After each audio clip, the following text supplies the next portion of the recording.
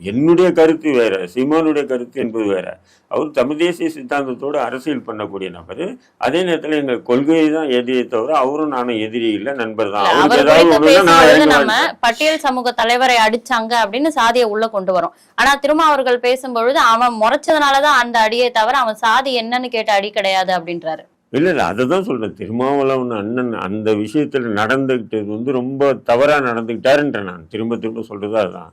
அவன் முறைச்சாங்க, அடித்தாங்க, முறைச்சிக்கு தான் அடியை தவிர அவன் சாதிக்காக அடி இல்லை. இதெல்லாம் வந்து தவிர்த்து இருக்கணுன்றான். அவர் தலைவராக இருக்காரு, தவிர்த்து இருக்கணும். ரெண்டாவது அவர் வாகனத்தில் உட்காந்துருக்கும்போது அந்த பையன் வந்து வாகனத்தை போய் இவர் திருமாவளவனை வந்து முறைக்கல, ஒன்றுமே பண்ணல. வண்டி வர்றாங்க, இடித்தாங்க, இடிக்கல. ரெண்டாவது திடீர்னு வந்து நிப்பாட்டினா ஒரு அதிர்ச்சியில் திரும்பி பார்த்துட்டு முறைக்கிறான். என்ன முறைக்கிறேன்னு அதுக்குள்ளே வழக்கறிஞர்களுக்கு தான் ஒரு வாக்குவாதம், வண்டியை பிடிச்சி தள்ளிட்டாங்க. அதுக்கப்புறம் அவன் ஓடிடுறான். எல்லாமே சிசிடிவி கேமரா கிளீனாக இருக்குது. அந்த விஷயத்துல திருமாவளவன் வந்து நடந்துகிட்டது மிகப்பெரிய தவறு. தொடர்ச்சியா திமுக அரசு செய்யக்கூடிய பல விஷயங்கள், அதாவது மக்கள் விரோதமா இருக்கக்கூடிய பல விஷயங்களுக்கும் திருமாவளவன் அவர்கள் ஆதரவு தெரிவிக்கிறத நம்ம பார்த்துட்டு இருக்கோம். இதற்கு அவர்கள் திமுக அவருக்கு முட்டு கொடுக்குறாங்க அப்படின்ற ஒரு விமர்சனம் இருந்துட்டே இருந்தது.